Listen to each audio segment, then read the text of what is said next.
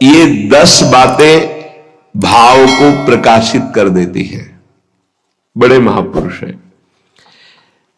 इन 10 बातों का यदि उपासक ध्यान करे और सावधानी पूर्वक जीवन में उतारे तो उसके अंदर भाव जागृत हो जाएगा। भाववश्य भगवान, भाव के अधीन भगवान है। भगवान को अगर भूख लगती है तो भाव की लगती है, ध्यान रखना, भोजन की नहीं लगती। भाव का भूखा हूं मैं, भाव ही एक सार है। भाव से मुझको भजे तो भाव से बेड़ा पार है। भाव बिन सुनी पुकारे मैं कभी सुनता नहीं, भाव पूरित टेढ़ ही करती मुझे लाचार है। भाव, उपासना में भाव की प्रधानता है। और ये 10 बातें, 10 सूत्र ऐसे जो निश्चित भाव को प्रकट कर देते हैं। पहला है सम्मान, दूसरा है बहुमान, तीसरा है प्रीति, चौथा है विरह, पांचवा है इतर विचिकित्सा, छठा है महिमाख्याति, सातवां तदर्थ प्राण धारण, आठवां तदीयता, नवां सर्वत्र तद्भाव, 10वां अप्रतिकूलता। ये 10 हैं जिनके द्वारा दिव्य भाव प्रकट हो जाता है। पहला सम्मान, अपने आराध्य देव गुरुदेव के सामने से जितनी बार निकले उतनी बार प्रणाम मुद्रा में ही निकले। जैसे श्री विग्रह विराजमान है, अर्चा विग्रह विराजमान है, तो वहां से ऐसे नहीं निकला जाता, झुक के हाथ ऐसे करके निकला जाता है। गुरुदेव विराजमान है, हाथ जोड़ के निकला जाता है, वहां सीधे नहीं निकला जाता। उनके सामने जय बार जाएंगे तय बार नमन मुद्रा, मनुष्य सेवा में ही है तो हर बार साष्टांग दंडवत पंचांग दंडवत थोड़ी करेंगे, पर प्रणाम मुद्रा में ही निकलना चाहिए ऐसे। इससे आपका भाव बनेगा। गुरुदेव और आराध्य देव के सामने से जितनी बार निकले उतनी बार प्रणाम मुद्रा होनी चाहिए। जब गुरुदेव पधारे, जितनी बार पधारे उतनी बार खड़े हो जाना चाहिए। इससे भाव का प्रादुर्भाव होता है। जो इस सम्मान को आराध्य देव गुरुदेव को अर्पित कर देता है और स्वयं के सम्मान को स्वीकार नहीं करता है, तो ये सम्मान उसके अंदर भाव पैदा कर देता है। ये 10 बातों में पहला है। स्वयं सम्मान रहित होकर अपने गुरुदेव आराध्य देव के सामने जय बार से निकले तय बार प्रणाम मुद्रा होनी चाहिए। मुद्रा प्रणाम मुद्रा। अपना सम्मान प्रिय नहीं लगना चाहिए। सम्मानम कल्याति घोर गर्णम, अपने लिए ऐसा होना चाहिए और आराध्य देव गुरुदेव के लिए ऐसा होना चाहिए। इससे भाव का प्रादुर्भाव हो जाएगा। बहुमान, अपने संबोधन के आगे गुरु प्रदत्त नाम का ही उच्चारण करवावे। अपने नाम के विस्मरण की वृत्ति और गुरु प्रदत्त नाम के स्मरण में सुखी हो जाना। हम कौन है? बोले अमुक सर। पीछे का पुराना नाम कोई ले तो ना तो संबोधन स्वीकार करना चाहिए, अगर कोई परिजन है तो निषेध कर देना चाहिए। उसको पता नहीं है कि अगर आप ऐसे नाम उच्चारण करते हो ठीक नहीं है, हमारे गुरु ने जो नाम रखा है वही नाम रखना चाहिए, नहीं बोलना चाहिए। जैसे पुराने नाम में है तो नहीं बोलना चाहिए, वो संबोधन करे तो नहीं बोलना चाहिए। इससे गुरु कृपा से भगवदीय गुणों का हृदय में प्रादुर्भाव हो जाता है। गर्व से अपने गुरुदेव प्रदत्त नाम का स्मरण करना चाहिए। गर्व से, अरे हमको गुरुदेव ने कहा है कि आप अमुक शरण है, तो ये गर्व का भी, अब हमको क्या चिंता है, उन्होंने ये नाम रखा है।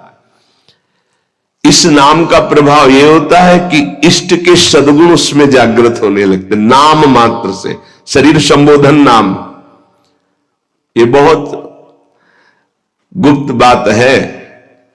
जल्दी ये सौभाग्य किसी को नहीं मिलता। जैसे मिला है सौभाग्य तो इसकी रक्षा करो। इसकी रक्षा करो। तीसरा है प्रीति। जो हम नाम जप करते हैं, जो गुरुदेव ने दिया है नाम, उसमें अपार प्रीति होनी चाहिए। आज तक का अनुभव कि सबसे कठिन काम है गुरु प्रदत्त नाम और मंत्र को निरंतर चलाना। अरे पता ही नहीं चलता है बकवासी मन कब जो है सरक जाता है, नाम से हट जाता है, फिर एकदम ध्यान करो तो फिर वैसे। देखो साधना में देखो ना, आप लोग तो साधक ही है, कब सरक जाता है। इसको बहुत अच्छा लगता है कि कोई बात करने लगे, किसी तरह समय कटने लगे, क्योंकि जब एकांत होगा साधक तो चढ़ा बैठा रहेगा इसके ऊपर नाम मंत्र, तो ये उबता है मन, उसको कुछ चाहिए, प्रपंच चाहिए, तभी बहुत समय हो जाता है हमारे अंदर कोई दिव्यता नहीं आ पाती है, मंत्र में प्रियता नहीं जागृत हो पाती है। जो गुरुदेव ने दिया है नाम मंत्र, विशेष आदर, विशेष सम्मान, उसके सामने कुछ नहीं, उसके आगे कुछ नहीं। ये बिल्कुल हृदय में बैठा लो भाव उत्पन्न करने के लिए। कोई आकर के आपको कह दे कि ये मंत्र जपो, बहुत जल्दी आपको लाभ मिलेगा, देखो आपको वो मंत्र मिला, अभी तक कुछ अनुभव में आया कि नहीं आया, तो पर धर्मो भयावहा नहीं। हमें जो गुरुदेव ने दिया है उसी से परीक्षा भी हो सकती है। गुरुदेव प्रदत्त नाम और मंत्र में अत्यंत प्रीति होना, बड़े भाग्यशाली, तभी तो भाव बढ़ता है। बड़े भाग्यशाली उपासक हैं जिनको यह सिद्धांत हृदय में बैठ गया कि गुरुदेव प्रदत्त नाम मंत्र। ये हमने बहुत से शास्त्रों में पढ़ा, बहुत से संतों से भी सुना, गुरु प्रदत्त नाम मंत्र, वो बैठ जाना चाहिए हृदय में। पातंजल जी, सातु दीर्घकाल निरंतर सत्कार सेवितो दृढ़ भूमि। जो गुरु प्रदत्त नाम मंत्र है उसे दीर्घकाल तक निरंतर आदर पूर्वक, महिमा इस बात की है कि निरंतर आदर पूर्वक उसको जपा जाए तो दृढ़ भूमि, निष्ठा जागृत हो जाएगी। गुरु प्रदत्त नाम मंत्र ग्रंथ उपासना में आसक्ति हो जाना। अगर गुरुदेव ने वाणी जी दी है तो आजीवन उस वाणी का परिवर्तन नहीं होना चाहिए, बदलाव नहीं होना चाहिए कि अब तो ये 84 जी पुरानी हो गई, हम दूसरी। पूज्य सदगुरुदेव भगवान की जो 42 लीला वो काफी पुरानी हो गई थी, तो जिससे पुराने पन्ने हो जाए तो जल्दी में ऐसे करो तो हानि होने की संभावना होती, फट जाने की। कई जगह ऐसा तो निवेदन किया महाराज जी, एक नई राधा वल्लभ जी के कार्यालय में मिलती तो लाख, नहीं ये गुरु प्रदत्त है, ऐसे नहीं। तो अब नई पाठ में भले प्रयोग कर, लेकिन वो अपने जो गुरु प्रदत्त वाणी है, ये भाव बढ़ाने के लिए है, तभी भाव आएगा। गुरु प्रदत्त माला, गुरु प्रदत्त वाणी, इनका बड़ा आदर, गुरु प्रदत्त नाम, गुरु प्रदत्त मंत्र, गुरु प्रदत्त उपासना, गुरु प्रदत्त बात, यही हमारे जीवन को भाव में प्रकाशित करेगी।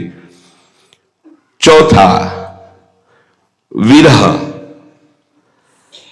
आराध्य देव गुरुदेव की स्मृति से व्याकुलता पैदा होती है। सही मानो ये एक ऐसा शब्द है विरह जो हर समय सानिध्य का अनुभव कराता है। ये बड़ा रहस्यमय शब्द तो है विरह, पर हर समय संयोग सुख प्रदान करता रहता है। शब्द है संयोग, पर हर समय व्याकुलता रहती है। इसका रहस्य प्रेमी जन ही जानते हैं। ऐसी जी होत जो जी सो जी मिले, तन सो तन समाये ले, तो देखो कहा हो प्यारी। विरह हृदय से हृदय लगा हुआ तो नेत्र विरही हो रहे, देखो कहा हो प्यारी। और नेत्र देख रहे हैं तो तन में विरह संचार, प्रेम का बड़ा सूक्ष्म स्वरूप। गुरुदेव के समीप है, गुरुदेव की स्मृति में है, आराध्य देव की स्मृति में है, फिर एक अंदर से व्याकुलता बनी रहती है। समीपता होने पर भी मनो कभी मिले ही नहीं, एक व्याकुलता, एक अतृप्ति। भरत जी महाराज कह रहे हैं आज तक प्रभु श्री राम को भरनेत्र नहीं देखा।